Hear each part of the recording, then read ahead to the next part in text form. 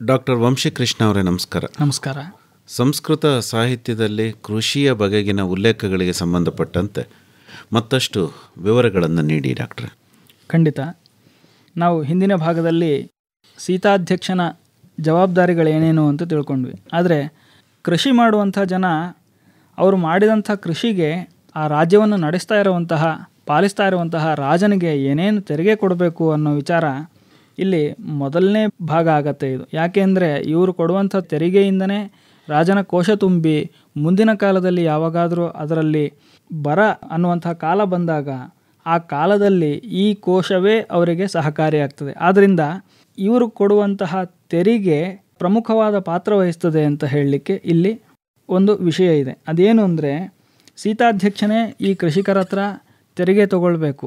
ಅದು ಅವನೇ ನಿಶ್ಚಯ ಮಾಡಬೇಕು ಯಾರ ಹತ್ರ ಎಷ್ಟು ತೆರಿಗೆ ತಗೊಳ್ಬೇಕು ಅಂತ. ಆದರೆ ಇಷ್ಟೇ ಅಂದರೆ ಇಂಥವ್ರ ಹತ್ರ ಇಷ್ಟು ತೆರಿಗೆ ತಗೊಳ್ಬೇಕು ಅನ್ನೋದು ರಾಜ ನಿಶ್ಚಯ ಮಾಡಿರ್ತಾನೆ. ಅಂದರೆ ಕೌಟಿಲ್ಯನ ಅರ್ಥಶಾಸ್ತ್ರದಲ್ಲಿ ಹೇಳುವಂಥ ಪ್ರಕಾರ ರಾಜನು ನಿಶ್ಚಯ ಮಾಡಿರ್ತಾನೆ. ಆ ನಿಶ್ಚಯವಾದ ತೆರಿಗೆಯನ್ನು ಯಾರ ಮೇಲೆ ವಿಧಿಸಬೇಕು ಅನ್ನೋದು ಸೀತಾಧ್ಯಕ್ಷನ ಜವಾಬ್ದಾರಿ. ಅದರಲ್ಲಿ ಅವರಿಗೆ ಹೊರೆಯಾಗದಂತೆ ಮಳೆ ಆಶ್ರಿತರಾದಂತಹ ಕೃಷಿಕರು ಯಾರ್ಯಾರಿರ್ತಾರೆ ಅವ್ರ ಹತ್ರ 1/5 ಭಾಗದ ಅವರ ಲಾಭದ ತೆರಿಗೆಯನ್ನು ತಗೊಳ್ಬೇಕು ಅಂತ ಹೇಳ್ತಾರೆ. ಜೊತೆಗೆ ಈ ನದಿ, ಸರೋವರ, ಕೆರೆ, ಬಾವಿ ಇತ್ಯಾದಿಗಳಿಂದ ನೀರನ್ನು ಯಂತ್ರಗಳ ಮೂಲಕ ತಗೊಂಡು ಕೃಷಿ ಮಾಡುವಂತಹ ಶ್ರೀಮಂತ ಕೃಷಿಕರೇನಿರ್ತಾರೆ ಅವ್ರ ಹತ್ರ 4/1 ಭಾಗ ಅಂದರೆ 25% ಆಫ್ ದೇರ್ ಪ್ರಾಫಿಟ್ ತಗೊಳ್ಬೇಕು ಅಂತ ಹೇಳ್ತಾರೆ. ಈ ರೀತಿ 2 ವಿಭಾಗಗಳು ಮಾತ್ರ ಮಾಡಿ, ಅಂದರೆ ಈಗಲೂ ಕೂಡ ಯಂತ್ರದಿಂದ ನಡೆಯುವಂಥದ್ದು ಮತ್ತು ಮಳೆ ಆಶ್ರಿತ ಇವೆರಡೇ ಇರೋದು. ಆಗಿನ ಕಾಲಕ್ಕೂ ಅದೇ 2 ಇದೆ, ಈಗಲೂ ಅದೇ ಇದೆ. ಅಂದರೆ ನಮ್ಮ ಪದ್ಧತಿ ಒಂದೇ, ಅದರ ಉಪಕರಣಗಳು ಬದಲಾಗಿರಬಹುದು, ಪದ್ಧತಿ ಮಾತ್ರ ಒಂದೇ ಇದೆ. ಭೂಮಿಯನ್ನು ಸೀಳಲೇಬೇಕು, ನೀರನ್ನು ಹಾಕಲೇಬೇಕು, ಬೀಜವನ್ನು ಬಿತ್ತಲೇಬೇಕು. ಇದು ಇಲ್ಲಿ ವಿಷಯ. ಜೊತೆಗೆ ಕೃಷಿಗೆ ನೀರಿನ ಅನುಕೂಲತೆಯನ್ನು ವರ್ಷ ಋತುವಲ್ಲಿ ಏನು ಮಳೆ ಆಗ್ತದೋ ಆ ಮಳೆಯ ನೀರನ್ನು ಕೃಷಿ ಹೊಂಡಕ್ಕೆ ಹರಿಸ್ಕೊಂಡು ಹೇಮಂತ ಮತ್ತು ಗ್ರೀಷ್ಮ ಋತುಗಳಲ್ಲಿ ಅಂದರೆ ವಸಂತ ಋತುವಿನಲ್ಲಿ ಬರುವಂತಹ ಒಣಗಿದ ಎಲೆಯ ಗೊಬ್ಬರ ಏನಾಗ್ತದೆ ಅದು ಮತ್ತು ವರ್ಷ ಋತುವಿನ ಶುದ್ಧ ನೀರಿನ ಹರಿವು ಏನಾಗ್ತದೆ ಇವೆರಡನ್ನು ಗಮನದಲ್ಲಿಟ್ಕೊಂಡು ಯಾವ ಬೆಳೆಗೆ ಆ ನೀರನ್ನು ಹರಿಸ್ಬೇಕು ಅನ್ನೋದನ್ನು ಕೃಷಕ ನಿಶ್ಚಯ ಮಾಡ್ಕೋಬೇಕು. ಇದರಲ್ಲಿ ಸೀತಾಧ್ಯಕ್ಷನ ಜವಾಬ್ದಾರಿ ಇರೋದಿಲ್ಲ. ಒಂದು ವೇಳೆ ಅವನ ಅವಾಂತರದಿಂದ ಏನಾದರೂ ಕೃಷಿಯ ಭೂಮಿಯ ಅಥವಾ ಅದರಿಂದ ಬರುವಂಥ ಫಲ ಹಾಳಾದರೆ ಅದಕ್ಕೆ ಕಾರಣ ಸಂಪೂರ್ಣ ಜವಾಬ್ದಾರಿ ಇವನೇ ಆಗ್ತಾನೆ, ಕೃಷಿಕನೇ ಆಗ್ತಾನೆ ಅಂತ ಇಲ್ಲಿ ವಿಷಯ ತಿಳಿಸ್ತಾರೆ. ಜೊತೆಗೆ ಬೆಳೆಯುವಂಥ ಪರಿಸರ ಹೇಗಿರಬೇಕು, ಕೃಷಿಯ ಪರಿಸರಗಳು ಹೇಗಿರಬೇಕು ಅಂತಂದರೆ ಗಾಳಿಯಿಂದ ನೀರಿನ ಹನಿಗಳು ಬೀಳುವಂತಹ ಪ್ರದೇಶ ಇರ್ತದೆ, ಅಂದರೆ ಹ್ಯೂಮಿಡಿಟಿ ಏರಿಯಾಸ್ ಅಂತ ಹೇಳ್ತೀವಿ. ಆ ಪ್ರದೇಶಗಳಲ್ಲಿ ಕುಂಬಳ ಬಳ್ಳಿಗಳನ್ನು ಬೆಳೆದ್ರೆ ತುಂಬ ಬೇಗ ಫಸಲು ಬರ್ತದೆ, ಒಳ್ಳೆ ಫಲ ಸಿಗ್ತದೆ ಅಂತ ಕೌಟಿಲ್ಯ ಹೇಳ್ತಾನೆ. ಜೊತೆಗೆ ಬಾವಿಯ ಸಮೀಪದಲ್ಲಿ ಬೆಳೆಯುವಂಥ ಬೆಳೆಗಳಿರೋದು 3 ಪಿಪ್ಪಲಿ, ದ್ರಾಕ್ಷಿ ಮತ್ತು ಕಬ್ಬು. ಇವು ಬಾವಿಗಳ ಸುತ್ತಮುತ್ತ ಬೆಳೆದರೆ ಒಳ್ಳೆ ಫಲ ಕೊಡ್ತದೆ ಅಂತ ಹೇಳ್ತಾರೆ. ಜೊತೆಗೆ ಸರೋವರ, ಕೆರೆಗಳು ಬತ್ತಿ ಒದ್ದೆ ಆಗಿರುವಂಥ ಪ್ರದೇಶ ಇರುತ್ತೆ. ಆ ಪ್ರದೇಶಗಳಲ್ಲಿ ತರಕಾರಿ, ಗೆಡ್ಡೆ ಗೆಣಸುಗಳನ್ನ ಬೆಳೆಸಬೇಕು. ಅದರ ನಂತರ ಹಸಿರು ಸಸ್ಯಗಳಲ್ಲಿ ಬೆಳೆಯುವಂತಹ ಬೆಳ್ಳುಳ್ಳಿ, ಲಾವಂಚ, ಹ್ರೀಬೇರ, ಪಿಂಡಾಲಕ ಇತ್ಯಾದಿ ಔಷಧಿಗಳನ್ನ ಬೆಳೆಸಬೇಕು ಅಂತ. ಇಲ್ಲಿ ನೋಡಿ, ಇದು ವಿಶೇಷ. ಇದು ಪ್ರತಿಯೊಂದು ಗದ್ದೆಯಲ್ಲೂ 1/5 ಭಾಗ ಔಷಧ ಸಸ್ಯಗಳನ್ನು ಬೆಳೆಸಲೇಬೇಕು ಅಂತ ನಿಯಮ ಕೌಟಿಲ್ಯನದು. ಯಾಕೆ ಅಂದರೆ ಹಿಂದಿನ ಕಾಲದಲ್ಲಿ ಈ ಕೆಮಿಕಲ್ ಫ್ಯಾಕ್ಟ್ರಿಗಳಾಗಲಿ ಮೆಡಿಸಿನ್ ಫ್ಯಾಕ್ಟ್ರಿಗಳಾಗಲಿ ಇರಲಿಲ್ಲ. ಅವರಿಗೆ ಔಷಧಿ ಏನು ಅಂದರೆ ಇವೇ ಕೃಷಿಯಲ್ಲಿ ಬರುವಂತಹ ಬೇರುಗಳಾಗಿರಬಹುದು, ಫಲಗಳಾಗಿರಬಹುದು, ಅಥವಾ ಇನ್ಯಾವುದೋ ಬೆಳೆ ಆಗಿರ್ಬೋದು, ಅದರಿಂದಲೇ ಔಷಧಿ ಮಾಡ್ಕೊಳ್ಬೇಕು. ಇವರು ಪ್ರತಿನಿತ್ಯ ಊಟ ಮಾಡಲಿಕ್ಕೆ ಏನು ಧಾನ್ಯ ಬೆಳ್ಕೊಳ್ಳೋವಂಥ ಅವಶ್ಯಕತೆ ಎಷ್ಟಿದೆಯೋ ಅಷ್ಟೇ ಅವಶ್ಯಕತೆ ಅದರ ಜೊತೆಗೆ 1/5 ಭಾಗದಲ್ಲಿ ಔಷಧಿ ಬೆಳೆಯುವಂಥ ಅವಶ್ಯಕತೆ ಇದೆ.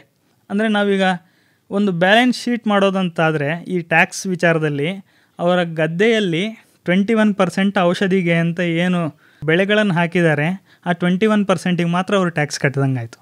ಉಳಿದಿದ್ದೆಲ್ಲ ಇವರದ್ದೇ. ಇಷ್ಟೇ ಇಲ್ಲಿ ವಿಷಯ. ಜೊತೆಗೆ ಈ ಧಾನ್ಯದ ಬೀಜಗಳನ್ನ ಹೇಗೆ ತಯಾರು ಮಾಡಬೇಕು ಅನ್ನೋ ವಿಚಾರ ಬರುತ್ತೆ.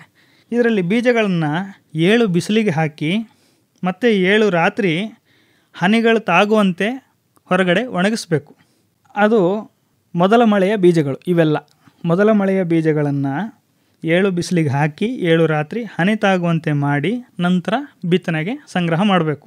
ಅದರ ಜೊತೆಗೆ ದ್ವಿದಳ ಧಾನ್ಯಗಳು ಅಂದರೆ ಮಧ್ಯ ಮಳೆಗೆ ಅಂತ ನಾವೇನು ಹೇಳ್ಕೊಂಡ್ವಿ ಅದನ್ನು 5 ಅಥವಾ 3 ಬಿಸಿಲಿಗೆ ಒಣಗಿಸಿ ಜೊತೆಗೆ ರಾತ್ರಿ ಹನಿಗಳ ಸೇಮ್ ಅದೇ ರೀತಿ 5 ಅಥವಾ 3 ರಾತ್ರಿಗಳಲ್ಲೂ ಒಣಗಿಸಿ ಅದನ್ನು ಬಿತ್ತನೆಗೆ ಸಿದ್ಧ ಮಾಡಿಕೊಳ್ಬೇಕು. ಕಬ್ಬು ಮೊದಲಾದ ಕಾಂಡ ಬೀಜಗಳನ್ನು ತುಂಡು ಮಾಡಿದ ಸ್ಥಳಕ್ಕೆ ಸಗಣಿಯಿಂದ ಕೂಡಿದ ಜೇನುತುಪ್ಪ ಮತ್ತು ಕೆಲವು ಜಾಗಗಳಲ್ಲಿ ಹಂದಿಯ ವಸೆ ಹಾಕುವಂಥ ಅಂದರೆ ಲೇಪನ ಮಾಡುವಂತಹ ಪದ್ಧತಿಯೂ ಇದೆ.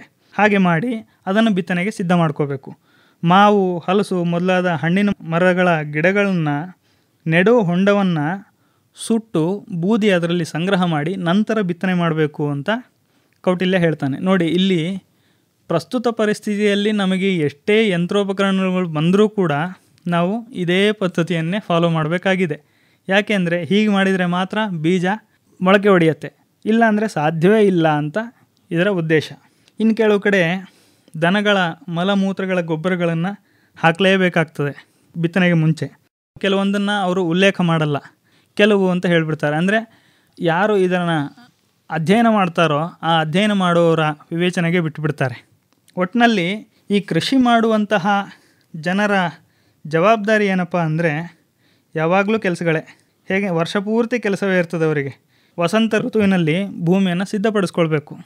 ಬೆಳೆಗಳನ್ನು ನೆಡುವುದು ಅಥವಾ ಎಳೆ ಸಸ್ಯಗಳನ್ನು ನೋಡ್ಕೊಳ್ಳೋದು, ಉಳುಮೆ, ಗೊಬ್ಬರ ಹಾಕೋದು, ಬಿತ್ತೋದು, ಕಳೆ ಕೀಳೋದು ಮುಂತಾದ ಕೆಲಸಗಳನ್ನು ವಸಂತ ಋತುವಿನಲ್ಲಿ, ವಸಂತ ಮತ್ತು ಗ್ರೀಷ್ಮ ಋತುಗಳಲ್ಲಿ ಇವನ್ನ ಮಾಡಬೇಕು. ಜೊತೆಗೆ ಬೇಸಿಗೆ ಬರ್ತದೆ, ಶರದ್ ಋತು, ವರ್ಷ ಋತು ಶುರುವಾಗ್ತದೆ. ಬೇಸಿಗೆ ಮುಗೀತಾ ಬಂದ ಸಂಧಿಕಾಲ ಅದು. ಆ ಕಾಲದಲ್ಲಿ ಬೆಳೀತಾ ಇರುವಂಥ ಅಂದರೆ ಹಿಂದೆ ಬಿತ್ತನೆ ಮಾಡಿದಂಥ ಬೀಜಗಳ ಬೆಳೆ ಬರ್ತಾ ಇರ್ತದೆ. ಬೆಳೀತಾ ಇರುವಂತಹ ಬೆಳೆಗಳ ಆರೈಕೆಯಲ್ಲಿ ಆ ಕೃಷಿಕನಾಗಿನವನು ಕೇಂದ್ರೀಕೃತವಾಗಿ ನೀರಾವರಿ, ಕೀಟನಾಶಕ, ಕಳೆನಾಶಕ ಇತ್ಯಾದಿ ಗೊಬ್ಬರಗಳನ್ನು ಅಂದರೆ ಸಾವಯವ ಗೊಬ್ಬರಗಳನ್ನ, ಕೆಮಿಕಲ್ಗಳನ್ನಲ್ಲ, ಇಲ್ಲಿ ಕೆಮಿಕಲ್ಗಳ ಹೆಸರೇ ಬರೋದಿಲ್ಲ. ಯಾಕಂದರೆ ಈ ಪಾಶ್ಚಾತ್ಯ ಪದಾರ್ಥಗಳು ಅಂತ ಏನಿದೆ ಅದರಲ್ಲಿ ಈಗ ಉದಾಹರಣೆ ಸುಮ್ಮನೆ ನಾವು ಒಂದು ತೊಗೊಳ್ಳೋದಾದರೆ ತಲೆನೋವಿಗೆ ಅಂತ ಒಂದು ಮಾತ್ರೆ ತೊಗೊಂಡ್ರೆ ಗ್ಯಾಸ್ ಆಗ್ತದೆ ಅಂತ ಮತ್ತೊಂದು ಮಾತ್ರೆ ಕೊಡ್ತಾರೆ. ಹಾಗೆ ಕೃಷಿಯಲ್ಲಿಯೂ ಕೂಡ ನಾವು ಪಾಶ್ಚಾತ್ಯದ ಕೆಮಿಕಲ್ಸನ್ನು ಬಳಸಿದಾಗ ಮತ್ತೊಂದು ಯಾವುದೋ ಒಂದು ಲೋಪ ಆಗ್ತದೆ ಅನ್ನೋ ಉದ್ದೇಶದಿಂದ ಅವರು ನಮ್ಮ ಭಾರತದ ವೈಶಿಷ್ಟ್ಯ ಅದು. ನಮ್ಮ ಭಾರತ ದೇಶದಲ್ಲಿ ಮಾತ್ರ ಇಂತಹ ಮಣ್ಣಿರೋದು ಸಾಧ್ಯ, ಬೇರೆ ದೇಶದಲ್ಲಿಲ್ಲ ಈ ಮಣ್ಣು. ಇಷ್ಟು ಫಲವತ್ತಾದ ಮಣ್ಣು ಅಂದರೆ ಹೇಗೆ ಅಂದರೆ ನೋಡಿ, ಜಪಾನ್ನವರೆಲ್ಲ ಕೃಷಿ ಮಾಡಲಿಕ್ಕೆ ತಲೆ ಕೆಳಗೆ ಹಾಕ್ತಾರೆ. ಹಡಗುಗಳಲ್ಲೆಲ್ಲ ಮಣ್ಣು ತುಂಬಿಸಿ ಅದರಲ್ಲೆಲ್ಲ ಬಿತ್ತನೆ ಮಾಡಿ ಫಲ ತೆಗಿಲಿಕ್ಕೆ ತಲೆ ಕೆಳಗೆ ತಪಸ್ಸು ಮಾಡ್ತಾರೆ. ಆದರೆ ನಮ್ಮವ್ರಿಗೆ ಹಾಗಿಲ್ಲ. ಭೂಮಿ ವಿಶೇಷವಾಗಿ ತಾನಾಗೇ ಕೊಡುತ್ತೆ, ಎಷ್ಟೋ ಫಲಗಳನ್ನು, ಎಷ್ಟೋ ಗಿಡಗಳನ್ನು ಕೊಡುತ್ತೆ. ಇಂಥ ಮೇಲ್ವಿಚಾರಣೆ ಎಲ್ಲ ಅಂದರೆ ಕೀಟನಾಶಕ ಇತ್ಯಾದಿ ಕೆಲಸಗಳನ್ನೆಲ್ಲ ಅವನು ಮಾಡಬೇಕು. ಯಾವಾಗ? ಶರದ್ ಋತು ಮತ್ತು ವರ್ಷ ಋತುಗಳಲ್ಲಿ. ಜೊತೆಗೆ ಈ ಶರತ್ಕಾಲ ಬಂದಾಗ ಇನ್ನೇನು ಹಬ್ಬಗಳು ಶುರುವಾಗ್ತದೆ. ಆ ಹಬ್ಬಗಳಿಗೆ ಬೇಕಾದಂತಹ ಬೆಳೆಗಳನ್ನು ಸಂಗ್ರಹ ಮಾಡಿ ಇವೆಲ್ಲ ಮಾಡ್ಕೊಳ್ತಾನೇ ಇರಬೇಕು. ಯಾವಾಗ? ಹಿಂದಿನ 3 ಋತುಗಳೇನಿದೆ ಆ 3 ಋತುಗಳಲ್ಲಿ ಅವುಗಳನ್ನು ಸಂಗ್ರಹ ಮಾಡಿ ಅವುಗಳಿಗೆ ಸಂಸ್ಕಾರ ಮಾಡಬೇಕು. ಕೆಲವೊಮ್ಮೆ ಸಂಸ್ಕಾರ ಅಂದರೆ ಇನ್ಯಾವುದೋ ಬೇರೆ ಯೋಚನೆ ಅಲ್ಲ.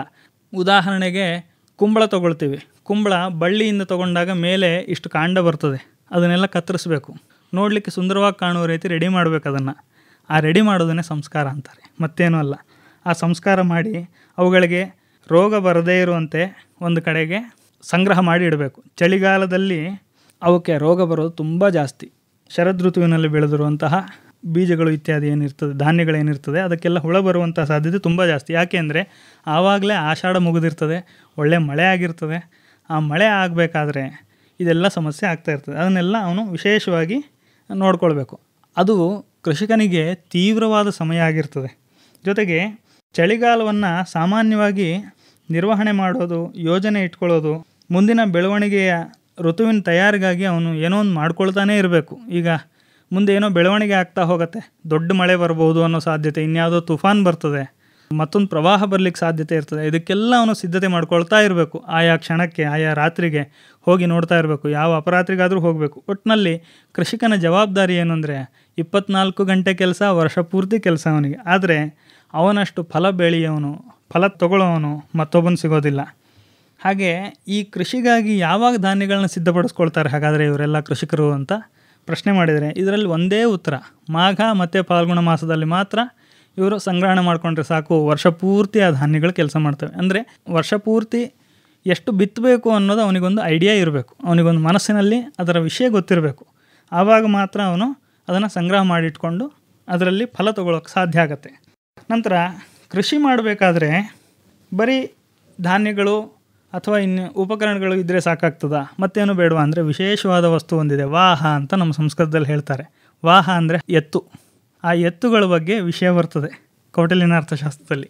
ಆ ಎತ್ತುಗಳು ಹೇಗಿರಬೇಕು, ಎಷ್ಟಿರಬೇಕು, ಮತ್ತು ಎಂಥ ಎತ್ತುಗಳನ್ನ ಇಲ್ಲಿಗೆ ಬಳಸಬೇಕು ಅನ್ನೋ ವಿಚಾರವನ್ನು ಮೊದಲು ತಿಳಿಸ್ತಾ ಹೋಗ್ತಾನೆ. ಅಂದರೆ ಇದೇ ಮೊದಲು, ಇಲ್ಲಿವರೆಗೂ ಹಿಂದೆ ಈ ಎತ್ತುಗಳು ಬೇಕು ಅಥವಾ ಇನ್ಯಾವುದೋ ಪ್ರಾಣಿ ಬೇಕು ಅಂತ ಹೇಳೋದೇ ಇಲ್ಲ. ಬರೀ ಧಾನ್ಯಗಳು, ನೀರು, ಭೂಮಿ ಇಷ್ಟೇ ಹೇಳ್ತಾ ಹೋಗ್ತಾನೆ. ಆದರೆ ಸಡನ್ನಾಗಿ ಈ ವಿಚಾರಗಳನ್ನು ಎತ್ತುಗಳ ಕಡೆಗೆ ತಿರುಗಿಸ್ತಾನೆ ಕೌಟಿಲ್ಯ. ಆವಾಗ ನೋಡಿದರೆ ಕೃಷಿ ಮಾಡುವ ಎತ್ತುಗಳನ್ನು ಯಾವತ್ತೂ ಹಿಂಸೆ ಮಾಡಲೇಬಾರದು. ಮಾಡಿದ್ದೇ ಆದರೆ ಅವನಿಗೆ ಎತ್ತುಗಳನ್ನು ಮುಟ್ಟೋದ್ರಿಂದ 1 ವರ್ಷ ನಿಷೇಧ ಇರ್ತದೆ, ಅವನಿಗೆ ಶಿಕ್ಷೆ ಆಗ್ತದೆ, ಅವನನ್ನು ಕಾರಾಗೃಹವಾಸದಲ್ಲಿಡ್ತಾರೆ. ಅದಷ್ಟೇ ಅಲ್ಲ, ಭೂಮಿಯನ್ನು ವಶ ಮಾಡ್ಕೊಂಡು ಬಿಡ್ತಾರೆ. ಆ ಎತ್ತುಗಳನ್ನು ಮತ್ತೊಬ್ಬ ಬಡ ರೈತ ಏನಿರ್ತಾನೆ ಅವನಿಗೆ ಕೊಟ್ಬಿಡ್ತಾರೆ ಆ ವರ್ಷದವರೆಗೆ. ಆ ವರ್ಷ ಪರ್ಯಂತ ಅವನೇ ರಾಜ ಅದಕ್ಕೆ. ಆ ರೀತಿ ಇದೆಲ್ಲ ವ್ಯವಸ್ಥೆಗಳು ಮಾಡ್ಕೊಳ್ಬೇಕು. ಜೊತೆಗೆ ಅವನ ಭೂಮಿಯನ್ನು ವಶ ಮಾಡ್ಕೊಂಡಿದ್ದಕ್ಕೆ ಅವನಿಗೆ ಕಾರಾಗೃಹ ಅಲ್ಲದೆ, ಅವನು ಆ ಎತ್ತುಗಳನ್ನು ಮುಟ್ಟದೇ ಇರೋದಲ್ಲದೆ ಆ ಭೂಮಿಯಿಂದ ಬರುವಂತಹ ನಷ್ಟ ಪರಿಹಾರವನ್ನು ಅವನು ಕಟ್ಟಬೇಕು. ಅಂದರೆ ಎತ್ತುಗಳಿಗೆ ಅಷ್ಟು ಪ್ರಾಮುಖ್ಯತೆ ಇದೆ. ಆ ಪ್ರಾಮುಖ್ಯತೆಯ ಜೊತೆಗೆ ಈ ವಿಚಾರವನ್ನು ಪರಾಶರರು ಹೇಳಿದ್ರಲ್ಲ, ಮತ್ತೆ ಯಾಕೆ ಕೌಟಿಲ್ಯ ಹೇಳ್ತಾನೆ ಅಂದರೆ, ತಾನೊಂದು ಶಾಸ್ತ್ರ ಅಂತ ಮಾಡಬೇಕಾದ್ರೆ ಇವೆಲ್ಲ ವಿಚಾರಗಳನ್ನು ತಗೊಳ್ಬೇಕು. ಆದ್ದರಿಂದ ಹಿಂದೆ ನಮ್ಮ ಗುರುಗಳು ಪರಾಶರರಾದಂಥವರು ಹೀಗೆ ಹೇಳಿದರು, ನಾನು ಹೇಳ್ತಾ ಇದ್ದೀನಿ, ಈ ವಿಚಾರ ಸರಿಯಾಗಿದೆ, ಇದರಲ್ಲೇನೂ ದೋಷವಿಲ್ಲ, ಇದು ಎಷ್ಟು ಕಾಲವಾದರೂ ಹೀಗೆ ಇರ್ತದೆ, ಈ ವಿಷಯ ಇಷ್ಟೇ ಅಂತ ಹೇಳೋದು. ಅಂದರೆ ಪಶುಗಳಿಗೆ ಹಿಂಸೆ ಮಾಡಿದರೆ ಇವತ್ತಿಗೂ ಕೂಡ ಆ ಶಿಕ್ಷೆ ಬೇಕು ಅನ್ನೋ ಅರ್ಥ. ಅದು ಪ್ರಸ್ತುತತೆಗೆ ನಾನು ಈ ವಿಚಾರಗಳನ್ನು ತರ್ತಾ ಇದ್ದೀನಿ. ಜೊತೆಗೆ ಕೃಷಿಗೆ ಕರಿ ಎತ್ತುಗಳನ್ನು ಶ್ರೇಷ್ಠ ಅಂತ ಕೌಟಿಲ್ಯ ಹೇಳ್ತಾನೆ. ಯಾಕೆಂದರೆ ಅವುಗಳಲ್ಲಿ ಸಾಮರ್ಥ್ಯ ಜಾಸ್ತಿ ಇರ್ತದೆ, ಕೃಷಿಯ ಸಾಮರ್ಥ್ಯ ಜಾಸ್ತಿ ಇರ್ತದೆ. ಮತ್ತು ನೇಗಿಲನ್ನು ಉಳುವ ಪದ್ಧತಿ ಅದರ ಜೀನ್ಸಲ್ಲಿ ಬಂದಿರ್ತದೆ. ಅದರ ಕಲರ್ನ ನೋಡಿ ನಾವು ಗುಣಗಳನ್ನು ಕಂಡುಹಿಡಿತೀವಿ. ಈಗ ಉದಾಹರಣೆ ಹೇಳೋದಾದರೆ, ನಾವು ಬಿಳಿ ಎತ್ತುಗಳನ್ನು ನೋಡಿದಾಗ ಅಷ್ಟು ಮೈಕಟ್ಟು ಹೊಂದಿರುವಂತಹ ಎತ್ತುಗಳನ್ನು ನೋಡೋದು ತುಂಬ ಕಡಿಮೆ ನಾವು ಗಮನಿಸಿದಾಗ, ಓವರಾಲ್ ಆ್ಯಾವ್ರೇಜ್ ತೊಗೊಂಡಾಗ. ಆದರೆ ಕರಿ ಎತ್ತು ಅಂತ ನಾವೇನಾದರೂ ನೋಡಿದರೆ ಅದು ಮೈಕಟ್ಟು ಹೊಂದೇ ಇರ್ತದೆ. ಯಾಕೆ ಅಂದರೆ ಅದರ ಕಾರಣ ಅದಕ್ಕೆ ಸಾಮರ್ಥ್ಯ ಇದೆ, ಕೃಷಿಯ ಸಾಮರ್ಥ್ಯ ಇದೆ. ಮತ್ತು ಇದರಲ್ಲಿ 3 ಬಣ್ಣದ ಎತ್ತುಗಳನ್ನು ಕೃಷಿಗೆ ಬಳಸಬಹುದು. ಅದು ಹೇಗೆ ಅಂತ ಅವನು ಹೇಳ್ತಾ ಹೋಗ್ತಾನೆ. ಎಷ್ಟು ವಿಚಿತ್ರ ನೋಡಿ, ಬಳಸಬಹುದು ಅಂತ ಮೊದಲು ಹೇಳ್ತಾನೆ, ನಂತರ ಕರಿ ಎತ್ತು ಶ್ರೇಷ್ಠ, ಕಂದು ಬಣ್ಣದ ಎತ್ತು ಮಧ್ಯಮ, ಅಂದರೆ ಪರವಾಗಿಲ್ಲ ಬಳಸಬಹುದು, ನಿಮಗೇನು ತೊಂದರೆ ಇಲ್ಲ ಅಂತ ಹೇಳ್ತಾನೆ. ಬಿಳಿ ಎತ್ತುಗಳನ್ನು ಸುತರಾಮೂ ಬೇಡ ಅಂತ ಹೇಳ್ತಾನೆ.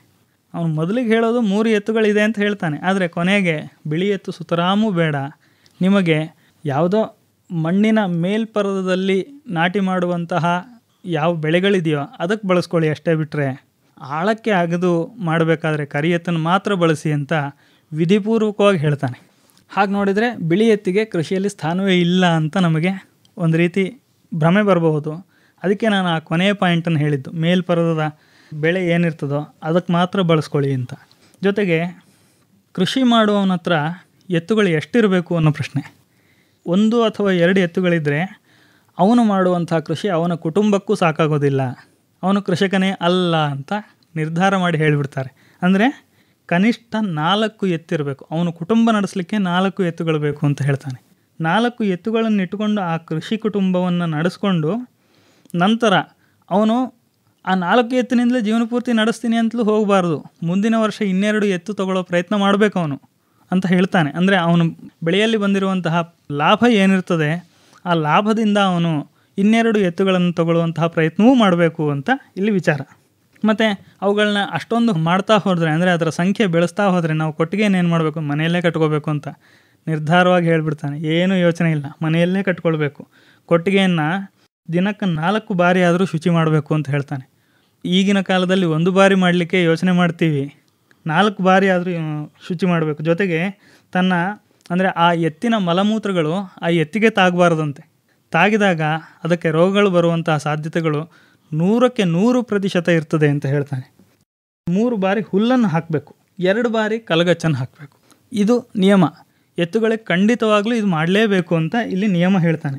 ಅಂದರೆ ಯಾವಾಗಲೂ ಕಟ್ಟಿಯೇ ಇರಿಸಬಾರ್ದು, ಬಿಟ್ಟುಬಿಡಬೇಕು. ಕೆಲವೊಂದು ಸಮಯದಲ್ಲಿ ಅದನ್ನು ಬಿಟ್ಟು ಊರಿನಲ್ಲಿ ಕಳಿಸಿ ಅದಕ್ಕೆ ಸ್ವೇಚ್ಛೆ ಕೊಡಬೇಕು. ಸ್ವಾತಂತ್ರ್ಯ ಇಲ್ಲ ಅಂದರೆ ಯಾವ ಪ್ರಾಣಿಯೂ ಕೂಡ ನಮಗಾಗಿ ಕೆಲಸ ಮಾಡೋದಿಲ್ಲ. ಇದು ವಿಶೇಷವಾದ ಪಾಯಿಂಟ್ ಇದು. ಆದ್ದರಿಂದ ಅದನ್ನು ಊರಲ್ಲಿ ಬಿಟ್ಟುಬಿಡಬೇಕು. ಕೃಷಿಯಲ್ಲಿ ತನಗೆ ಬರುವಂಥ ಲಾಭದಲ್ಲಿ 15% ಎತ್ತುಗಳಿಗಾಗಿ ಅವನು ಮೀಸಲಿಡಬೇಕು ಅಂತ. ಇಲ್ಲಾಂದರೆ ಆ ಎತ್ತಿಗೆ ಜೀವನ ಬೇಕು. ಆ ಕಾರಣಕ್ಕೆ ಅವನು 15% ಎತ್ತುಗಳಿಗೆ ಮೀಸಲಿಟ್ಟಿರಬೇಕು. ರೇಷ್ಮೆ ಐಸಿರಿ. ರೇಷ್ಮೆ ಕೃಷಿ ತಾಂತ್ರಿಕತೆಗಳನ್ನು ಕುರಿತ ಬಾನುಲಿ ಸರಣಿ ಪ್ರತಿ ಮಂಗಳವಾರ ಸಂಜೆ 6:50 ಕೃಷಿ ರಂಗದಲ್ಲಿ ಪ್ರಸಾರವಾಗುತ್ತಿದೆ. ರೇಷ್ಮೆ ಐಸಿರಿ ಬೆಳೆಯಲು ಕೃಷಿಕರ ಪಾಲಿಗೆ ಸಿರಿಸಿರಿ. ವೈಜ್ಞಾನಿಕ ರೇಷ್ಮೆ ಕುರಿತ ಸಂಪೂರ್ಣ ಮಾಹಿತಿ ನಿಮ್ಮ ಮನೆ ಬಾಗಿಲಿಗೆ ಬರುತ್ತಿದೆ.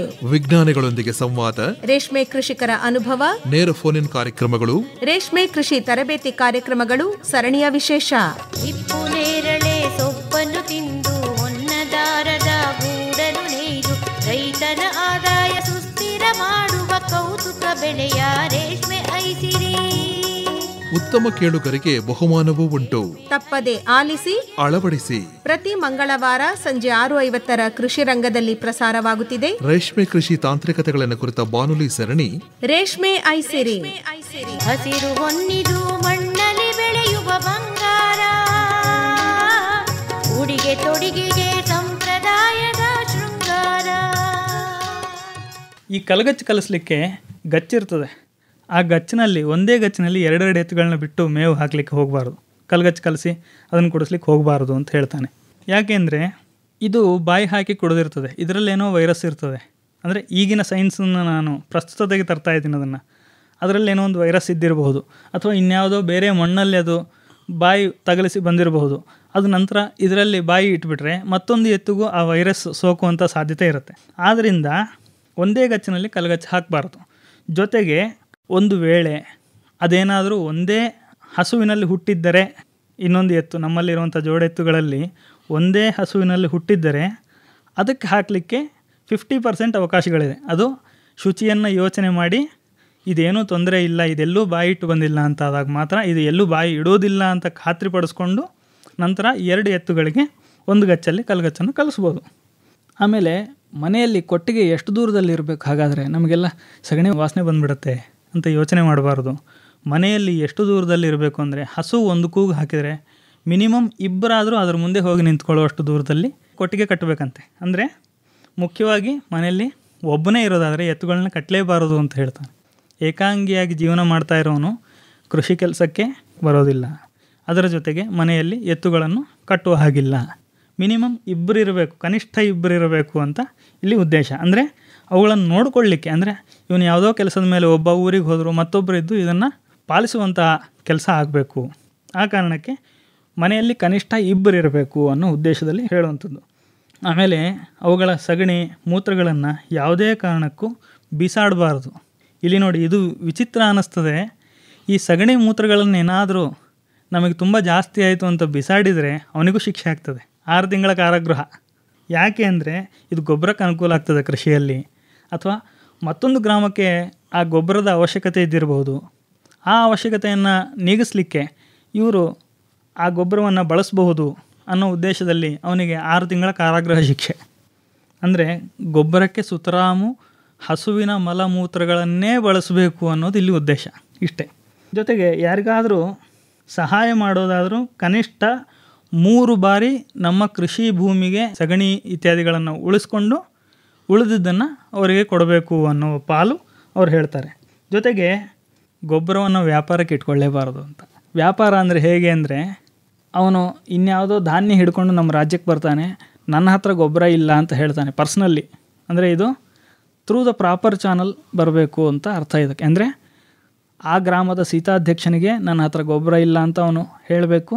ಅವನು ಇನ್ನೊಂದು ಗ್ರಾಮದ ಅಥವಾ ಅವನ ರಾಜ್ಯದ ಅಧಿಕಾರಿ ಯಾರಿರ್ತಾರೆ, ಆ ಗ್ರಾಮದ ಅಧಿಕಾರಿ ಯಾರಿರ್ತಾರೆ ಅವನಿಗೆ ಹೇಳಿ, ಅವನಿಂದ ಮತ್ತೊಂದು ಗ್ರಾಮದ ಅಧಿಕಾರಿಗೆ ಬಂದು, ಅಲ್ಲಿಂದ ಸೀತಾಧ್ಯಕ್ಷನಿಗೆ ಬಂದು, ಆ ಸೀತಾಧ್ಯಕ್ಷನ ಕೋಶದಲ್ಲಿ ಎಷ್ಟು ಗೊಬ್ಬರ ಇದೆ ಅಂತ ಲೆಕ್ಕ ಹಾಕ್ಕೊಂಡು ನಂತರ ಆ ಗೊಬ್ಬರವನ್ನು ಬೇರೆ ಗ್ರಾಮಕ್ಕೆ ಕೊಡಬೇಕಾಗ್ತದೆ.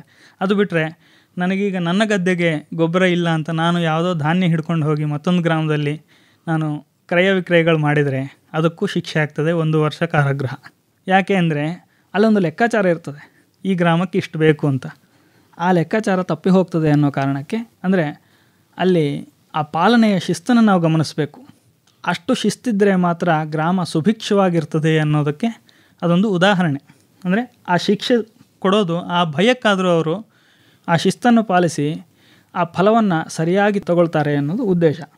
ಕೃಷಿಕ ಯಾರು ಆಗಿರೋದಿಲ್ವೋ ಅವನು ಎತ್ತನ್ನು ಸಾಕಬಾರ್ದು, ಹಸುಗಳನ್ನು ಸಾಕಬೇಕು. ಆ ಹಾಲಿನ ವ್ಯಾಪಾರ ಮಾಡ್ಬೋದು ಅವನು, ಆದರೆ ಎತ್ತನ್ನು ಸಾಕಬೇಕಂತಾದರೆ ಅವನು ಅಧಿಕೃತವಾಗಿ ಕೃಷಿಕನಾಗಿರಬೇಕು ಅಂತ ಅವನೊಂದು ನಿಯಮ ಹೇಳ್ತಾನೆ. ಇವೆಲ್ಲ ಆಗಿ ಆ ಕೃಷಿ ಫಲವು ಕೈ ಸಿಕ್ಕಾಗ ಹಬ್ಬದಂತೆ ಆಚರಿಸಿ ಗದ್ದೆಗೂ ಧಾನ್ಯಕ್ಕೂ ಎತ್ತುಗಳಿಗೂ ಪೂಜೆ ಮಾಡಬೇಕು ಅಂತ ಇಲ್ಲೊಂದು ನಿಯಮ ಬರುತ್ತೆ. ಏನು ಈ ಪೂಜೆ ಯಾಕೆ, ಇದು ಮೌಢ್ಯ ಅಲ್ವಾ ಅಂತ ಪ್ರಶ್ನೆ ಬಂದುಬಿಡುತ್ತೆ. ಯಾಕೆಂದರೆ ಇಷ್ಟೆಲ್ಲ ಕಷ್ಟಪಟ್ಟರು, ನಾನು ಅದನ್ನೇ ಹೇಳಿದ್ದು, ಪುರುಷ ಪ್ರಯತ್ನ ಇಲ್ಲಿ ನಮಗೆ 70%. ಎಲ್ಲೇ ಆಗಲಿ ಇಲ್ಲಿವರೆಗೂ ಅವರು ದೇವರನ್ನು ತರಲಿಲ್ಲ.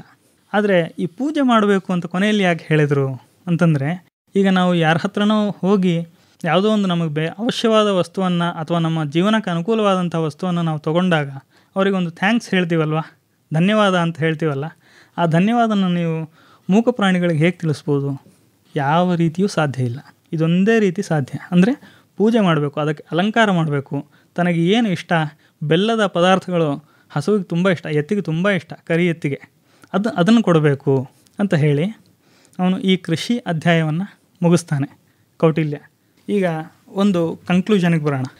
ಏನು ಅಂದರೆ, ಕೃಷಿಯಲ್ಲಿ ನಾವು ಪ್ರಾಚೀನದಿಂದ ಇಲ್ಲಿವರೆಗೂ ಮಾಡಿದಂಥ ಪದ್ಧತಿ, ಉಪಕರಣಗಳು ಏನೇನು ಉಪಯೋಗಿಸಿದ್ವಿ, ಹಿಂದೆ ಮರದಿಂದ ಉಪಯೋಗಿಸ್ತಿದ್ವಿ, ಈಗ ಕಬ್ಬಿಣ ಅಥವಾ ಮತ್ಯಾವುದೋ ಲೋಹದ ಪದಾರ್ಥಗಳು ಇತ್ಯಾದಿಗಳನ್ನು ಉಪಯೋಗಿಸ್ತಿದ್ವಿ.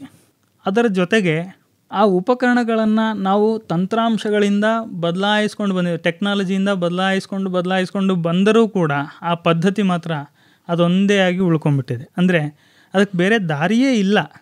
ನಾವೀಗ ಕೃಷಿಯನ್ನು ಇನ್ಯಾವುದೋ ಗಾಳಿಯಲ್ಲಿ ಯಾವುದೋ ಬೀಜ ಇಟ್ಬಿಟ್ಟು ಅದಕ್ಕೆ ನೀರು ಕೊಡ್ತೀನಿ ಅಥವಾ ನೀರಲ್ಲಿ ಹಾಕಿ ನೆನೆಸಿಟ್ಟು ನಾನು ಕುಂಬಳಕಾಯಿ ತೆಗಿತೀನಿ, ಸಾಧ್ಯವೇ ಇಲ್ಲ.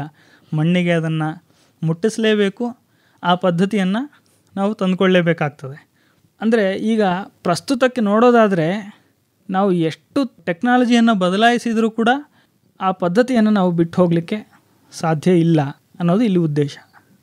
ಈ ಪೂಜೆ ಮಾಡುವ ವಿಚಾರದಲ್ಲಿ ಯಾರಿಗೆ ಪೂಜೆ ಮಾಡಬೇಕು ಅಂದರೆ ಹಸುಗಳಲ್ಲಿ ಏನು ನೋಡಿ ಪೂಜೆ ಮಾಡಬೇಕು ಅಂತ ಇಲ್ಲಿ ವಿಷಯ. ಅಂದರೆ ಈಗ ಹಸುಗಳಿಗೆ ಅಂದರೆ ಭೂಮಿಗೆ ಪೂಜೆ ಮಾಡಿದರೆ ಯಾರು ತೊಗೊಳ್ತಾರೆ ಅದನ್ನು ಅನ್ನೋ ವಿಚಾರ ಬಂದೇ ಬರುತ್ತೆ. ಅದರಿಂದ ಅದನ್ನು ಕೌಟಿಲ್ಯನೂ ಹೇಳ್ತಾನೆ, ಜೊತೆಗೆ ಪರಾಶರ ಮುನಿಗಳು ಹೇಳ್ತಾರೆ. ಏನಂತೆ ಅಂದರೆ, ಪ್ರಜಾಪತಯೇ ಕಶ್ಯಪಾಯ ದೇವಾಯ ನಮಃ ಸದಾ ಸೀತಾಮೇ ರುದ್ಯ ತಾಂ ದೇವಿ ಬೀಜೇ ಚ ಧನೇಶು ಚ ಅಂತ ಈ ಮಂತ್ರವನ್ನು ಅವರು ಮುಖ್ಯವಾಗಿ ಉಲ್ಲೇಖ ಮಾಡ್ತಾರೆ. ಅಂದರೆ ಕಶ್ಯಪನಿಗೆ ನಾವು ಮೊದಲು ನಮಸ್ಕಾರ ಮಾಡಬೇಕು ಅಂತ. ಯಾಕೆ ಅಂದರೆ ಈ ಸೃಷ್ಟಿಕರ್ತ ಬ್ರಹ್ಮ ಏನು ನಾವು ಚತುರ್ಮುಖ ಬ್ರಹ್ಮ ಅಂತ ಏನು ಹೇಳ್ಕೊಂಡ್ವಿ ಹಿಂದೆ, ಈ ಚತುರ್ಮುಖ ಬ್ರಹ್ಮನ ನಂತರ ದೇವತೆಗಳೆಲ್ಲ ಬಂದಿದ್ದು ಈ ಕಶ್ಯಪನಿಂದ. ದಿತಿ ಅದಿತಿ ಅಂತ ಇತ್ಯಾದಿ 14 ಜನ ಹೆಂಡತಿಯರ ಮೂಲಕ ದೇವತೆಗಳು, ರಾಕ್ಷಸರು ಅಂತ ಈ ಭೂಮಿಯ ಸೃಷ್ಟಿಯೆಲ್ಲ ಅವನಿಂದ ಆಯಿತು. ಆದ್ದರಿಂದ ನಾವು ನಮ್ಮ ಯಾವುದೇ ವಿಚಾರಕ್ಕೆ ಅಂದರೆ ಯಾವುದೇ ಕೆಲಸಕ್ಕೆ ನಾವು ಒಬ್ಬರಿಗೆ ಪೂಜೆಯನ್ನು ಸಲ್ಲಿಸಬೇಕು ಅಥವಾ ಧನ್ಯವಾದ ಸಲ್ಲಿಸಬೇಕು ದೇವತೆಗಳಲ್ಲಿ ಅಂದರೆ ಮೊದಲು ಕಶ್ಯಪನಿಗೆ ಸಲ್ಲಿಸಿ ನಂತರ ಬೇರೆಯವರ ಹತ್ರಕ್ಕೆ ಹೋಗಬೇಕು ಅನ್ನೋದು ಇಲ್ಲಿ ಉದ್ದೇಶ. ಈ ಒಟ್ಟಾರೆಯಾಗಿ ಕೌಟಿಲ್ಯನ ಅರ್ಥಶಾಸ್ತ್ರದಲ್ಲಿ ಕೃಷಿ ಮನುಷ್ಯನ ಜೀವನಕ್ಕೆ ಅತೀ ಮುಖ್ಯವಾದ ಕಾರ್ಯ ಅನ್ನೋದು ನಮಗೆ ಗೊತ್ತಾಗತ್ತೆ. ಮಾನವ ಜೀವನ ಮಾಡಬೇಕಾದ್ರೆ ಕೃಷಿಯ ಪಾತ್ರ ಎಷ್ಟು ಮುಖ್ಯ ಅನ್ನೋದು ಇಲ್ಲಿ ನಮಗೆ ಒಂದು ಕ್ಲಿಯರ್ ಪಿಕ್ಚರ್ ಕೊಡ್ತಾರೆ ಕೌಟಿಲ್ಯರು. ಇಷ್ಟು ಹೊತ್ತು ನಾವು ಮಾತಾಡಿಕೊಂಡಿದ್ದ ವಿಚಾರಗಳನ್ನು ನೋಡಿದರೆ, ಕೃಷಿಯ ಕಾರ್ಯಕ್ಕೆ ಯಾವ ರೀತಿ ಬೀಜಗಳು ಬೆಳೆಸ್ಬೋದು, ಯಾವ ಕಾಲಕ್ಕೆ ಬೆಳೆ ಬೀಜಗಳ ಬಿತ್ತನೆ ಆಗಬೇಕು, ಬೀಜಗಳ ಉತ್ಪತ್ತಿ ಹೇಗಿರಬೇಕು, ಭೂಮಿಯ ವಾತಾವರಣ ಹೇಗಿರಬೇಕು, ಎಲ್ಲ ಮಾಹಿತಿಯನ್ನು ಕೌಟಿಲ್ಯನ ಅರ್ಥಶಾಸ್ತ್ರ, ಕೃಷಿ ಪರಾಶರ ಮತ್ತು ಕಾಶ್ಯಪೀಯ ಕೃಷಿ ಸೂಕ್ತದಿಂದ ನಾವು ತಿಳ್ಕೊಂಡು ಕೃಷಿಯನ್ನು ಮಾಡಿ ನಮ್ಮ ಅವಶ್ಯಕತೆಗಳನ್ನು ನೀಗಿಸ್ಕೊಳ್ಬೇಕು ಅನ್ನೋದು ಇಲ್ಲಿ ಉದ್ದೇಶ.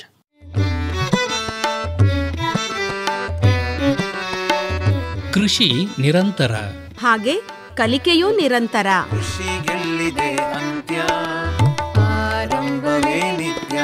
ಹೊಸ ಪೀಳಿಗೆ ಯುವ ಶಕ್ತಿಗೆ ಮುನ್ನಡೆಯಲು ಬೇಕು. ಆತ್ಮೀಯರೇ, ಕೃಷಿ ಸಂಶೋಧನಾ ಸಂಸ್ಥೆಯೊಂದಿಗೆ ಬೇಸಾಯ ಕಲಿಯುವ ಆಸಕ್ತಿ ನಿಮಗಿದೆಯೇ? ನವೀನ ತಾಂತ್ರಿಕತೆಗಳನ್ನು ಜಮೀನಿನಲ್ಲಿ ಅಳವಡಿಸುವ ಆಸೆಯೂ ಇದೆಯೇ? ಹಾಗಿದ್ದರೆ ತಪ್ಪದೇ ಆಲಿಸಿ ಕೃಷಿ ದೀವಿಗೆ. ಕೃಷಿ ದೀವಿಗೆ ಹೊಸ ಬೆಳಕಿಗೆ ಬೇಕು. ಕೃಷಿ ದೀವಿಗೆ. ಮೈಸೂರು ಬಾನುಲಿಯಲ್ಲಿ ಪ್ರತಿ ಬುಧವಾರ ಸಂಜೆ 6:50 ಕೃಷಿ ರಂಗದಲ್ಲಿ ಸಂಶೋಧನಾ ಸಂಸ್ಥೆಯೊಂದಿಗೆ ಕೃಷಿ ಕಲಿಕೆ ಕುರಿತ ಬಾನುಲಿ ಸರಣಿ ಕೃಷಿ ದೀವಿಗೆ. ಕೃಷಿ ದೀವಿಗೆ ಹೊಸ ಬೆಳಕಿಗೆ ಬೇಕು ಕೃಷಿ ದೀವಿಗೆ. ಸಾಮಾನ್ಯವಾಗಿ ಕೃಷಿ ಗ್ರಂಥಗಳಿದೆಯಲ್ಲ, ಹೌದು, ಬಹಳ ಹಿಂದಿನ ಗ್ರಂಥಗಳಲ್ಲಿ ಉಲ್ಲೇಖಿಸಲಾದಂತಹ ಏನು ವಿಷಯಗಳಿದೆ, ಆ ವಿಷಯಗಳು ಪ್ರಸ್ತುತ ಏನು ಕೃಷಿಗೆ ಯಾವ ರೀತಿ ಹೋಲಿಕೆ ಆಗಬಹುದು ಅನ್ನೋದನ್ನು ಒಂದಷ್ಟು ಉದಾಹರಣೆಗಳ ಮೂಲಕ ತಾವು ಹೇಳಿದ್ರಿ. ಆದರೆ ಈ ಗ್ರಂಥಗಳನ್ನು ಓದಿ ಅರ್ಥೈಸಿ ಅದನ್ನು ಕೃಷಿಗೆ ಅಳವಡಿಸ್ಕೊಳ್ಳೋದಕ್ಕೆ ವಿಶೇಷವಾದ ಜ್ಞಾನವೇ ಬೇಕು ಅಂತ ತಮಗನ್ಸೋದಿಲ್ವಾ? ಖಂಡಿತವಾಗ್ಲೂ ಇಲ್ಲ. ಯಾಕೆಂದರೆ ಆ ವಿಶೇಷ ಜ್ಞಾನ ಇರುವಂಥವರು ಈಗಾಗಲೇ ಕನ್ನಡಕ್ಕೆ ಅನುವಾದ ಮಾಡಿಬಿಟ್ಟಿದ್ದಾರೆ, ಸುಲಭವಾದ ಸರಳವಾದ ಭಾಷೆಗೆ ತಂದಿಟ್ಬಿಟ್ಟಿದ್ದಾರೆ. ಆದರೆ ನಮಗೇನು ಸಮಸ್ಯೆ ಓದಲಿಕ್ಕೆ? ನಾವು ಈಗ ಏನು ಪ್ರಾಬ್ಲಮ್ ಆಗಿದೆ, ನಮಗೇನು ಸಮಸ್ಯೆ ಆಗಿದೆ ಅಂದರೆ ನಾವು ಈ ವಿಚಾರದ ಬಗ್ಗೆ ಎಲ್ಲೂ ಓದ್ತಾ ಇಲ್ಲ. ಬಾಯಿಂದ ಬಾಯಿಗೆ ಇಂಥ ವಿಚಾರ ಅಂತ ತಿಳ್ಕೊಂಡು ಮುಂದಕ್ಕೆ ಹೋಗ್ತಾ ಇದ್ದೀವಿ. ಓದಿ ತಿಳ್ಕೊಂಡಷ್ಟು ನಮಗೆ ಇನ್ನಷ್ಟು ಮುಂದುವರಿಬೋದಲ್ವಾ ಅನ್ನೋದು ನನ್ನ ಉದ್ದೇಶ. ಅಂದರೆ ಈ ತರಹದ ಗ್ರಂಥಗಳು ನಾನು ಓದ್ತೀನಿ ಅನ್ನೋರಿಗೆ ಎಲ್ಲಿ ಲಭ್ಯ ಇದ್ದಾವೆ? ನೀವು ಇಂಟರ್ನೆಟ್ಟಲ್ಲಿ ವಿಶೇಷವಾಗಿ ಹೇಳೋದಾದರೆ archive.org ಅಂತ ARCHIVE.org ಈ ವೆಬ್ಸೈಟಿಗೆ ಹೋದರೆ ನಿಮಗೆ ಸಾಕಷ್ಟು ಗ್ರಂಥಗಳು, ನೂರಾರು ಗ್ರಂಥಗಳು ಸಿಗುತ್ತೆ ಇದರ ಬಗ್ಗೆ. ಇಂಗ್ಲೀಷಲ್ಲಿ ಅಧ್ಯಯನ ಮಾಡ್ತೀನಿ ಅಂದರೆ ಇಂಗ್ಲೀಷಲ್ಲಿ ಸಿಗುತ್ತೆ, ಹಿಂದಿಯಲ್ಲಿ ಸಿಗುತ್ತೆ, ಮತ್ತು ಕನ್ನಡದಲ್ಲಿ ಸಿಗುತ್ತೆ. ಸಾಕಷ್ಟು ಗ್ರಂಥಗಳು ಅಲ್ಲಿ ಸಿಗುತ್ತೆ. ಅಂದರೆ ನಾನು ಕೇಳ್ತಾ ಇರೋದು ಪ್ರಯೋಗಶೀಲವಾಗಿ ಮಾಡೋವಂಥವ್ರಿಗೆ. ಹೌದು, ಈಗ ಅಲ್ಲಿ ಉಲ್ಲೇಖಿಸಲಾದಂತಹ ಎಷ್ಟೋ ಸಂಸ್ಕೃತ ಸಸ್ಯಗಳು ಕಾಮನ್ ನೇಮ್, ಅಂದರೆ ಸಾಮಾನ್ಯವಾಗಿ ಏನಂತ ಕರೀತಾರೆ ಅನ್ನೋದು ಬಹಳಷ್ಟು ಜನರಿಗೆ ಅರ್ಥ ಆಗೋಲ್ಲ. ಹೌದು, ಅದು ಮೊದಲನೇದು. ಅಲ್ಲಿ ನೀಡಿದಂತಹ ಎಷ್ಟೋ ವಿವರಣೆಗಳು ಸಾಮಾನ್ಯ ಜನರಿಗೆ ಅರ್ಥ ಆಗಲ್ಲ. ಯಾಕೆಂದರೆ ಆ ಕಾಲಘಟ್ಟಕ್ಕೆ ಸೂಕ್ತವಾಗಿ ಅವರು ಬರೆದಿರ್ತಾರೆ. ಅದನ್ನು ನಾವು ಈ ಕಾಲಘಟ್ಟಕ್ಕೆ ಅಳವಡಿಸ್ಕೋಬೇಕು ಅಂದರೆ ಆತನಿಗೆ ಸಂಸ್ಕೃತ ಜ್ಞಾನ ಅದೂ ಇರಬೇಕು, ಅಥವಾ ಆ ಜ್ಞಾನವನ್ನು ಪ್ರಸ್ತುತ ಸನ್ನಿವೇಶಕ್ಕೆ ಬಳಸ್ಕೊಳ್ಳುವಂತಹ ಚಾತುರ್ಯನೂ ಇರಬೇಕು ಅಂತ ತಮಗನ್ಸೋದಿಲ್ವೇ? ಇಲ್ಲ. ಯಾಕೆ ಅಂದರೆ ನಾನು ಈಗ ಹೇಳಿದ ಹಾಗೆ ಆಂಗ್ಲಕ್ಕೆ ಮತ್ತು ಹಿಂದಿಗೆ ಅನುವಾದ ಮಾಡಿದವರು ಅಂತ ಹೇಳಿದ್ನಲ್ಲ, ಕನ್ನಡಕ್ಕೆ ಅನುವಾದ ಮಾಡಿದವರು ಅಂತ ಹೇಳಿದ್ನಲ್ಲ, ಇವರೆಲ್ಲ ಪ್ರಸ್ತುತ ಆ ಹೆಸರಿಗೆ ಏನಂತ ಕರೀತಾರೆ ಅನ್ನೋದನ್ನು ಅವರು ಹೇಳಿಬಿಟ್ಟಿದ್ದಾರಲ್ಲಿ. ನಾವು ಮತ್ತೆ ಅದರಲ್ಲಿ ವಿಶೇಷವಾಗಿ ಏನು ಕೃಷಿ ಮಾಡುವಂಥ ಅವಶ್ಯಕತೆ ಅಲ್ಲಿಲ್ಲ ಆ ಶಾಸ್ತ್ರದಲ್ಲಿ. ನಾವು ಅದನ್ನು ಪ್ರಾಕ್ಟಿಕಲಿ ಆ ಹೆಸರುಗಳನ್ನ ತಿಳ್ಕೊಂಡು ನಾವು ಕೃಷಿ ಭೂಮಿಗೆ ಇಳಿಬಹುದು ಪ್ರಾಕ್ಟಿಕಲಿ. ಅಲ್ಲಿವರೆಗೂ ಅವರು ಕೆಲಸ ಮಾಡಿದ್ದಾರೆ. ಅಂದರೆ ಈಗ ನೀವು ಹೇಳ್ತಿರೋದು ಅಂತರ್ಜಾಲದಲ್ಲಿ ಈ ಎಲ್ಲ ಮಾಹಿತಿ ಇದೆ, ಎಲ್ಲ ಮಾಹಿತಿ ಸಿಗ್ತದೆ. ಈಗ ವಿಶೇಷವಾಗಿ ತಮ್ಮದು ಓರಿಯೆಂಟಲ್ ರಿಸರ್ಚ್ ಇನ್ಸ್ಟಿಟ್ಯೂಟ್ ಇದೆಯಲ್ಲ, ಅದು ಈ ಕ್ಷೇತ್ರದಲ್ಲಿ ಏನು ಕೆಲಸ ಮಾಡ್ತಾ ಇದೆ? ಸದ್ಯಕ್ಕೆ ಕೃಷಿ ಕ್ಷೇತ್ರದಲ್ಲಿ ಹಿಂದೆ ಒಂದು ಸೆಮಿನಾರ್ ಎಲ್ಲ ಆಗಿತ್ತು, ಅಂದರೆ ಮೈಸೂರು ವಿಶ್ವವಿದ್ಯಾನಿಲಯದಿಂದ ಸೆಮಿನಾರ್ ಎಲ್ಲ ಆಗಿತ್ತು, ಅಗ್ರಿಕಲ್ಚರ್ ಇನ್ ಸಂಸ್ಕೃತ್ ಲಿಟರೇಚರ್ ಅನ್ನೋ ವಿಷಯದಲ್ಲಿ. ಆ ವಿಷಯಕ್ಕೆ ಬೇಕಾದ ಹಾಗೆ ನಮ್ಮಿಂದ ವಿದ್ವಾಂಸರೆಲ್ಲ ಅಲ್ಲಿಗೆ ಸಾಕಷ್ಟು ಪತ್ರಿಕೆಗಳನ್ನೆಲ್ಲ ಕೊಟ್ಟಿದ್ದಾರೆ. ಅದೆಲ್ಲ ಪಬ್ಲಿಷ್ ಆಗಿದೆ, ಜನಗಳಿಗೆ ಅದೆಲ್ಲ ಸಿಗ್ತಾ ಇದೆ, ಅಂಗೈಯಲ್ಲಿದೆ. ಅಂದರೆ ನಿಮ್ಮಲ್ಲೂ ಕೂಡ ಈ ಎಲ್ಲ ಪುಸ್ತಕಗಳು? ಹೌದು, ಖಂಡಿತವಾಗ್ಲೂ ಸಿಗುತ್ತೆ. ಮೂಲವಾಗಿ ಓದ್ತೀನಿ, ನಾನು ಅರ್ಥ ಮಾಡ್ಕೋತೀನಿ ಅಂತ ಯಾರಾದರೂ ಪ್ರಯತ್ನ ಪಟ್ಟರೆ ಅವ್ರಿಗೆ ಸಿಗ್ಬೋದು? ಹೌದು, ಸಿಗ್ಬೋದು, ಖಂಡಿತವಾಗ್ಲೂ ಸಿಗ್ತದೆ. ಅಂದರೆ ತಾವು ಕೃಷಿ ಪರಾಶರರನ್ನು ಹೇಳಿದ್ರಿ, ಹೌದು ಅಲ್ವಾ? ಹೌದು. ಆಮೇಲೆ ಚಾಣಕ್ಯನ ಅರ್ಥಶಾಸ್ತ್ರ ಬಿಡಿ, ಅದೆಲ್ಲ ಕಡೆ ಸಿಗುತ್ತೆ. ಮತ್ತೊಂದು ತಾವು ಹೆಸರಿಸಿದ್ದು ಕಾಶ್ಯಪೀಯ ಕೃಷಿ ಸೂಕ್ತ ಅಂತ, ಇದು ಋಗ್ವೇದದ ಒಂದು ಸೂಕ್ತ. ಸೊ ಇವೆಲ್ಲವೂ ಕೂಡ ನಿಮ್ಮ ಸಂಶೋಧನಾಲಯದಲ್ಲೂ ಕೂಡ ಹೌದು ಲಭ್ಯ ಇದೆ. ಹಸ್ತಪ್ರತಿ ರೂಪದಲ್ಲಿ ಲಭ್ಯ ಇದೆ, ಪುಸ್ತಕದ ರೂಪದಲ್ಲಿ ಲಭ್ಯ ಇದೆ. ಹೌದು, ಜನಸಾಮಾನ್ಯರೆಲ್ಲ ಓದಬಹುದು. ನಿಮ್ಮ ರಿಸರ್ಚ್ ಇನ್ಸ್ಟಿಟ್ಯೂಟ್ ಬಗ್ಗೆ ಒಂದು ಸ್ವಲ್ಪ ಹೇಳಿ ವಂಶಿ ಕೃಷ್ಣ ಅವರೇ, ಏನು ವಿಶೇಷತೆ ನಮ್ಮ ಪ್ರಾಚ್ಯವಿದ್ಯಾ ಸಂಶೋಧನಾಲಯ 1891ರಲ್ಲಿ 10ನೇ ಚಾಮರಾಜ ಒಡೆಯರು ವಿಕ್ಟೋರಿಯಾ ರಾಣಿಯ 25ನೇ ವರ್ಷದ ಸಿಂಹಾಸನ ಆರೋಹಣದ ಸಂದರ್ಭವಾಗಿ ಅವರು ಜುಬಿಲಿ ಹಾಲ್ ಅನ್ನೋ ಹೆಸರಲ್ಲಿ ಅವರಿಗೆ ಏನೋ ಒಂದು ಬಹುಮಾನ ಅಂತ ಕೊಡಬೇಕಿತ್ತು. ಆ ಕಾರಣಕ್ಕೆ ಇದನ್ನು ಕಟ್ಟಿಸಿದರು ಅವರ ನೆನಪಿನ ಅರ್ಥವಾಗಿ. ಆದರೆ ಅದರಲ್ಲಿ ಏನು ಮಾಡಬೇಕು ಆ ಜುಬ್ಲಿ ಹಾಲಲ್ಲಿ ಅಂತ ಯೋಚನೆ ಬಂದಾಗ ರಾಜನ ಆಸ್ಥಾನದಲ್ಲಿ ಮೊದಲನೇ ಯೋಚನೆ ಬಂದಿದ್ದು ಲೈಬ್ರರಿ ಮಾಡಿಬಿಡೋಣ, ಇದನ್ನೊಂದು ಲೈಬ್ರರಿ ಮಾಡಿ ಇದರಲ್ಲಿ ಹಸ್ತಪ್ರತಿಗಳನ್ನಿಟ್ಟು ನಾವು ಮುದ್ರಣಕ್ಕೆ ತಗೊಳ್ಳೋಣ, ಅದನ್ನೆಲ್ಲ ಅಂದರೆ ಸಂಗ್ರಹ ಮಾಡಿ ಮುದ್ರಣಕ್ಕೆ ತಗೊಳ್ಳೋಣ, ಜನಸಾಮಾನ್ಯರಿಗೆ ಈ ಗ್ರಂಥಗಳೆಲ್ಲ ತಲುಪ್ತದೆ ಅಂತ ಅವರು ಯೋಚನೆ ಮಾಡಿದರು. ಆ ಯೋಚನೆ ಮಾಡಿ ಗವರ್ನಮೆಂಟ್ ಓರಿಯೆಂಟಲ್ ಲೈಬ್ರರಿ ಅಂತ ಮೈಸೂರು ಸಂಸ್ಥಾನದ ಎಜುಕೇಷನ್ ಡಿಪಾರ್ಟ್ಮೆಂಟಿಗೆ ಅದನ್ನು ಕೊಟ್ಟರು.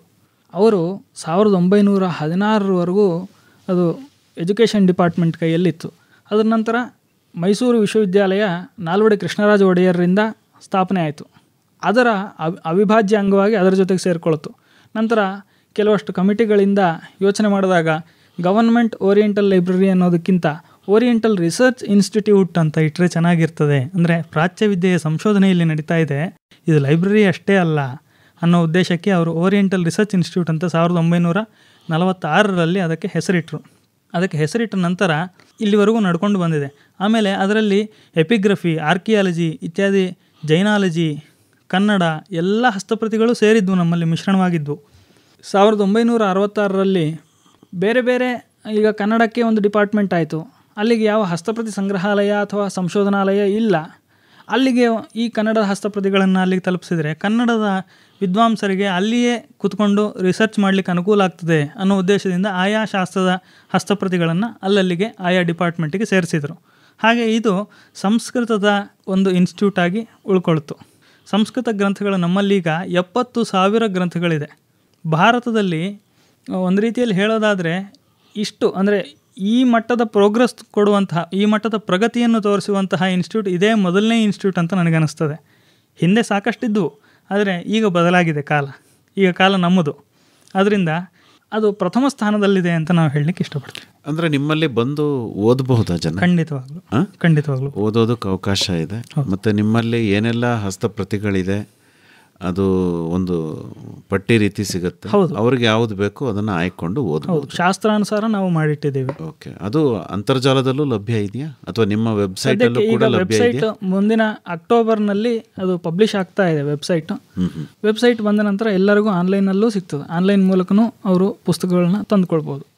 ನೋಡಿ, ಈಗ ಹಳೆಯ ಕಾಲದ ಗ್ರಂಥಗಳು ಇವತ್ತಿಗೂ ಪ್ರಸ್ತುತ, ಅದರ ಆಲೋಚನೆಗಳು, ಚಿಂತನೆಗಳು, ಹಳೆಯ ಕಾಲದ ಗ್ರಂಥಕಾರರ ವಿಚಾರಗಳು ಇವತ್ತಿಗೂ ಪ್ರಸ್ತುತ ಅನ್ನೋದನ್ನು ಕೃಷಿಯ ಮೂಲಕ ನಾವು ಅರ್ಥ ಮಾಡ್ಕೋಬಹುದು.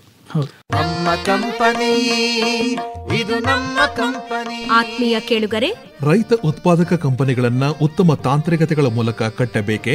ಕಂಪನಿಗಳ ಆಡಳಿತ ನಿರ್ವಹಣೆ ಮಾಡುವುದನ್ನು ಕಲಿಯಬೇಕೆ? ಕೃಷಿ ಉತ್ಪನ್ನಗಳ ಮಾರಾಟಕ್ಕೆ ನಿಮ್ಮದೇ ಜಾಲ ರೂಪಿಸಿಕೊಳ್ಳಬೇಕೆ? ಕೃಷಿಕರದೇ ಕಂಪನಿಗಳನ್ನು ಲಾಭದಾಯಕವಾಗಿ ಮುನ್ನಡೆಸುವ ಕಲೆಯನ್ನು ಕರಗತ ಮಾಡಿಕೊಳ್ಳಬೇಕೆ? ಮತ್ತೇಕೆ ತಡ, ಆಲಿಸಿ. ಪ್ರತಿ ಗುರುವಾರ ಸಂಜೆ 6:50 ಕೃಷಿ ರಂಗ ಕಿಸಾನ್ ವಾಣಿಯಲ್ಲಿ ಬಿತ್ತರವಾಗುವ ಬಾನುಲಿ ಸರಣಿ ನಮ್ ಕಂಪನಿ, ನಮ್ ಕಂಪನಿ, ನಮ್ ಕಂಪನಿ. ನಮ್ಮ ಹೊಲ, ನಮ್ಮ ಬೆಳೆ, ಪೂರ್ಣ ಲಾಭದ ನ್ಯಾಯ, ಸಮಬಾಳು ಸಮಪಾಲು ಎಂಬುದೇ ಕಂಪನಿಯ ಧ್ಯೇಯ. ಈ ಕಾರ್ಯಕ್ರಮ ಸರಣಿ ಮೈಸೂರು ಆಕಾಶವಾಣಿಯ ಯೂಟ್ಯೂಬ್ ಚಾನಲ್ ಲಭ್ಯ. ಕೇಳಿ. ನಮ್ ಕಂಪನಿ, ನಮ್ ಕಂಪನಿ, ನಮ್ ಕಂಪನಿ. ಬನ್ನಿರಿ ರೈತರೇ ಒಗ್ಗಟ್ಟಾಗಿ ಕಂಪನಿ ಕಟ್ಟೋಣ. ಕೃಷಿಯು ಕೂಡ ಉದ್ಯಮ ಎಂಬುದ ಸಾಧಿಸಿ ತೋರೋಣ. ಕೇಳಿ. ನಮ್